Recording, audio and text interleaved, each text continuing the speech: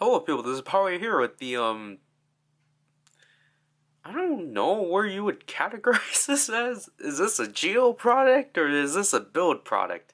Anyways, this is the RKF or Rider Kicks figure series, Legend Rider series. Um PowerRider build cross build form. This is the form that's exclusive in build or Kamen build or Geki Joban Kamen build be the one. I'm kind of disappointed they did not use the movie logo. So I just snorted. That's not right. Um, so as you can see, here's the suit pick of cross build. I really love this form. Here's the 20th Kamen Rider Kicks, approved by Toei. And then there's the washer, and that's the dryer. Here's the figure. Here's a pose. And then here's the actual suit again. It's really cool form. And then here are the other ones. So there's Geo from the Rider Armor series, and then there's Build, Cross, Grease, and Evolt. That's basically it. So let's get on with it. And there's the Build logo. So here we have Cross Build. I guess I should mention that like the way that these figures are packaged are interesting, but kind of awkward. They're not on plastic trays. They're instead in cardboard. They're just in plastic bags, which is pretty interesting. But so as you can see, here's cross build. And I guess to have more detail, cross build is essentially a mismatch or like a kick bash of the right side of rabbit, obviously the left side of cross, and then the cape from Evolt Black Hole just not cut. And the only new part of the suit is this helmet crest, which has mostly the dragon, but then there's I assume another rabbit ear. But overall, this is just one of my favorite movie forms because it just really works, and I don't know, I really like fusion forms. So I know there's a lot of hate for this form, but I really love it. So the details are pretty standard. Nothing on with this line because of the fact they're trying to be cheaper. Um, there's no paint on the back, and obviously there's no detail on the belt and such. But again, like I think the gold and silver look pretty neat. The thing that sucks about my figure is that my cross got bent. His dragon eye got bent. But, oh well. Like again, this is actually soft pliable. It's not as hard because obviously you can see it's pretty pliable, but it's still pretty hindering. I'll say, but again, they even got the cross build can, like its designs, or it's designed down, so that's pretty neat. So let's just go through articulation. He can't do a 360. It's like he can look left to right, and he has a really fluent head bob. I don't know, like it's really fluent. I really like it. And then for the cross side, the shoulder pad can go up because I think the original one could also. And then he can stretch his arm like so. Obviously, he can't do it all the way because of this point, this piece. And he cannot rotate like this because you have to rotate the other way to do, like just to like rotate his whole arm. So because of this part, he has a bicep swivel, and then he has a wrist rotation. Mine became really loose because of what we're gonna look at later. But for the rabbit or the build side, his arm is pretty hindered because of this rabbit, because of the rabbit shoulder piece. So as you can see, it doesn't go as far, which kind of sucks. But other than that, it's all the same. It's just this one just can't go up as much. So like you can do that, and that did not sound great. But it's still like hindered. The legs, you can kick forward, you can bend. You can't swivel, because of how the legs are, because there's like another like system going on. I think figure arts do this. Is that technically your swivel is this, which isn't really a lot, so you can technically only make your leg point here or there, and again, just like the head, a really fluent foot ball joint. I don't know, it's really fluent. I really like that. And then last but not least, which is actually a pretty interesting change, is just how the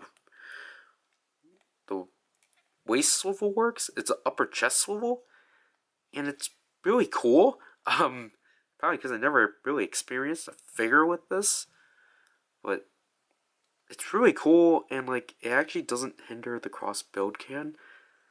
So yeah, overall, it's just really cool. So that's details. I honestly don't know the scale of these. I want to say they're still a bit shorter than the Beast Morpher figures. I can't really take them out because it's still on my shelf. So I want to say these are like 5.5 at least. But again, excuse me, I'm sick, but I have to get these done. So his only accessory is because of the fact he doesn't use weapons in the movie. So his only accessories are these. There's a pair of hands for both riders. So obviously there's build and there's cross. Build is the typical open hand thing. Like, yeah, we got the experiment. But then as you can see here, like, there's just random black paint on mine. If it focuses, which it probably won't. Yeah, there's like just that, which is weird. And then, where's, let me drop it again. And then here's the cross hand. It's just another split open one. So to switch the hands, perspective, you just pull them out, and then you hook them in, like so. So like something like figure arts, just not as like worrisome. And then yeah, you can like do something like that, which I don't know what kind of pose I'm trying to do, but yeah, so you can do that, which I think is pretty cool. But then the other one that I remember, because they advertised this one too, which I didn't try doing this, but you can do like crosses pose whenever he tries to, like the start of it's like that, because obviously he's supposed to like he's supposed to do this, but because the hand is like improper, and then this is technically holding things hand, so it just doesn't really work. But and also speaking of holding things hand, all the build figures you can crank the build driver, which I think is pretty cool. So yeah, you can do something like this where he's like cranking it, and if I try to like that, so that's pretty cool. And then to do some cross poses, somewhat make him try to do the dragneck finish. Again, something like it. It's like that's pretty cool. And he falls.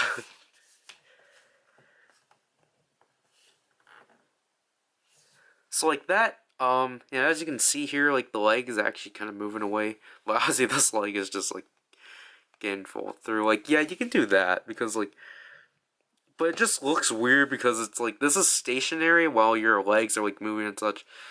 And I also forgot you can like do something like, again, something more like the dragneck finish, like that. So again, that's pretty cool.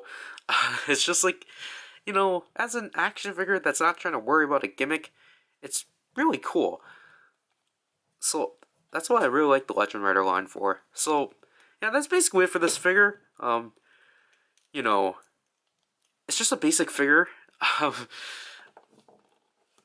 it doesn't really do much because they're not trying to worry about gimmicks. They're just more trying to like make a simple action figure and such.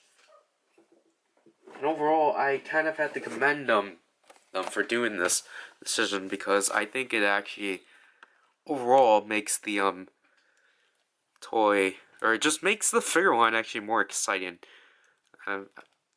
Should I like make him do the Draconic finish and such? And also the full bottle holder is actually blank, so there's no full bottles and such. But here's him doing it. I don't know. This is like so like I know this is not build like, but I don't have a cross figure, so. But then if I get a cross figure, then that means I have to get all the build figures, and I don't want to. And it's just like honestly, I kind of just want to get this figure from build.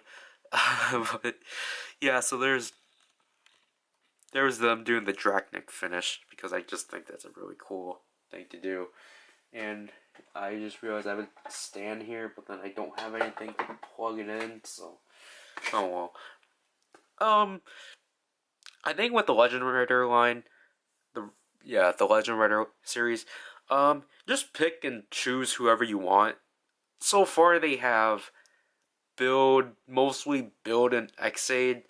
They have Decade, but mostly it's just build and Xaid. I do hope they end up expanding next year because like it's nice they're redoing like some of these figures, or in this case doing a movie form, because normally these like forms like this is premium Bandai, but the fact this is retail is really nice, which is why I really wanted to get it, and I'm really happy to own it.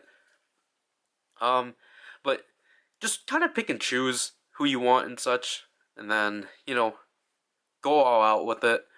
I do think for $28 they're kind of pricey, because obviously here for $20 figures, that's like Marvel Legends and like the Lightning Collection of Power Rangers and such. So like the fact that like it's like this is $20 is just kind of like, get these on sale or get these for lower prices, because getting these, especially like the X8 ones, like because those are 25. That's not worth it because you might as well just get a ride watch. So just get these for like around 15, because I think this guy was actually about 20, which yeah, for especially for what they do, it's like kind of but again, I love this figure because it's one of my favorite build forms, and he just fell. But like, I just think they're priced too much.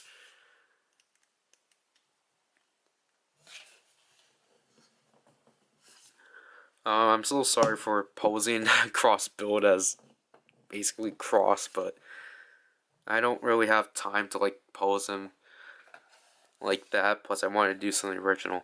So that's basically it for this review. I really wanted to keep this under 15 minutes, but oh well. So this is PowerRider, and I'll leave you people. Bye.